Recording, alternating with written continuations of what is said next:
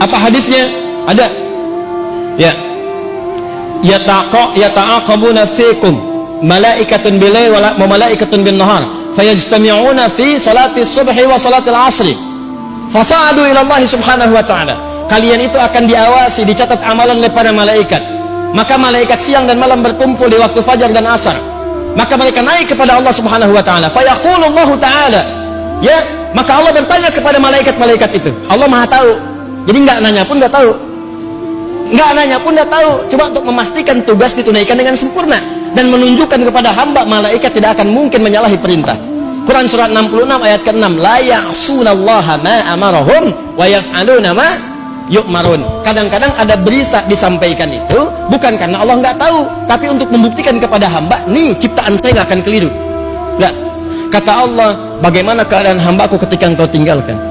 Kata malaikat, taraktuhu musalliya, saya tinggalkan dia dalam keadaan sholat kalau sedang sholat.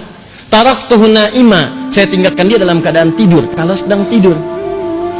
Bayangkan teman-teman, subuh, Allahu Akbar, Allahu Akbar, Anda sedang zikir di masjid, bersiap sholat, malaikat naik menyampaikan kepada Allah. Allah katakan, bagaimana hambaku si fulan si angga sedang apa? Sedang berzikir kepadamu ya Allah. Masya Allah. Bagaimana zikirnya? Sambil tidur ya Allah. Tidur. Zikir. Bagaimana keadaan hambaku si Hakam? Sedang sholat ya Allah. Tinggalkan. Yang paling bahaya ketika sedang bermaksiat. Bagaimana keadaan hambaku ketika aku tinggalkan? Ketika engkau tinggalkan, ya Allah, dia sedang bermaksiat. Allahu Akbar. Anda bayangin aja lah, Anda aja disampaikan laporan pegawai menyampaikan kepada Anda, bos, maaf, saat kamu tinggalkan dia sedang dalam keadaan apa? Waduh Pak, dia sedang ngambilin aset perusahaan Pak. Pelan-pelan dia masukin tuh gini. Perasaan Anda bagaimana? Pecat dia besok.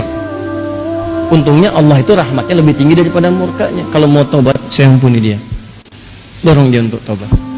Nah itu subuh dengan asar. Kemudian yang kedua, setiap pekan. Setiap pekan itu berlangsung 2 kali, Senin dengan Kamis. Hadisnya sahih. Hadisnya sahih di hadis Muslim. Nabi SAW pernah ditanya kenapa beliau menunaikan puasa Senin dan Kamis, khususnya di hari Kamisnya. Hari Senin beliau jawab, hadza yauma waulitu. Hari Kamis, hadza yauma yurfa'u fihi al-amal wa uhibbu an turfa'a amal a'mali wa ana sha'im. Dan saya senang ketika amalan saya diangkat, saya sedang puasa. Nah, pertanyaannya adalah, lihat baik-baik. Kan tadi ditinggalkan sholat, kan? Ditinggalkan sedang sholat. Kenapa Nabi memilih untuk puasa? Kenapa memilih untuk puasa? Karena saat orang sedang puasa itu ada 2 keunggulannya. Lagi-lagi. Yang pertama, ulangi. Kalau orang cuma sholat saja, maka berhenti di situ. Amalan sempurna bagus. Tapi kalau orang dilaporkan dalam keadaan puasa, maka dia punya 2 keunggulan. Yang pertama, Al-Bukhari, Kitabus Siyam, nomor hadis yang pertama, posisi paling kiri sebelah atas. Riwayat sahabat Abu Hurairah. As-siyamu li wa ana ajzi bihi. Kata Allah, puasa itu khusus untukku. Jadi puasa itu amalan khusus yang langsung Allah kasih pahalanya. Sholat itu amalan memang wajib, tapi amalan umum, semua orang juga sholat. Jadi ketika Anda sholat, yang catat pahala malaikat. Tapi ketika Anda puasa, yang berikan pahala Allah langsung. Ya. Maka ketika orang puasa, sebetulnya ketika diangkat amalannya, dilaporkan kepada Allah sedang puasa, maka lebih tinggi nilainya dibandingkan orang yang standar, karena pada saat itu Allah sendiri memberikan pahalanya. 1.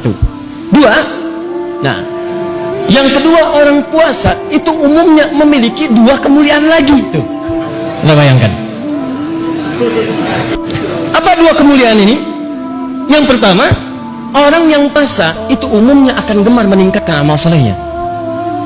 Saya kan sering katakan kepada Anda, kalau orang nggak puasa, ketinggalan fardu aja perasaan biasa. Orang puasa itu ketinggalan sholat sunnah, gelisah hatinya. Coba lihat saat Ramadan, tarawih itu kan sholat sunnah.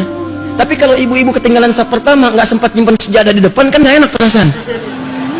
Siapa coba di antara ibu yang pernah menyimpan sejadah saat malam tarawih pertama? Padahal sholat sunnah. Kan Anda rebutan itu. Apalagi ketinggalan tarawih, nggak enak perasaan. Silakan cek. Apalagi besok ini ditanya, Jeng, tadi malam kemana? Ada kok. Tuh. Sebelah mana? Aku sih posisinya seperti hadis Nabi, sebaik-baiknya saf perempuan paling belakang. Ada aja pokoknya tuh jawaban tuh. Nabi di bawah-bawah gitu. Tapi nggak enak. Kalau ketinggalan malah nggak enak. Orang kalau nggak puasa belum tentu punya kecenderungan baca Al-Quran, tapi kalau puasa pengennya tilawah, berbuat baik. Itu keunggulan yang pertama. Yang kedua, saya sering katakan orang puasa itu orang paling hebat yang bisa nahan maksiat.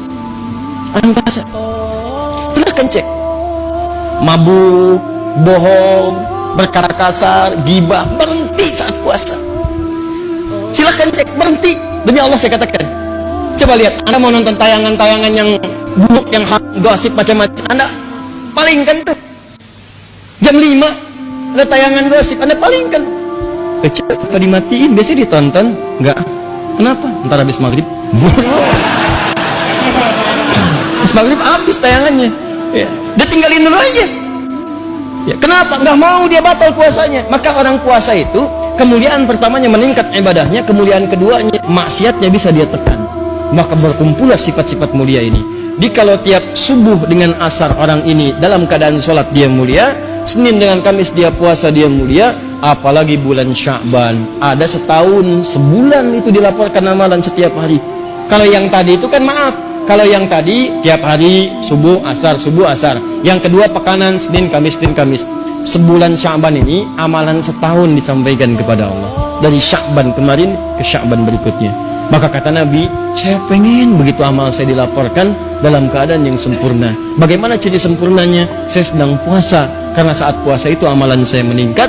Yang kedua, saya bisa menahan maksiat.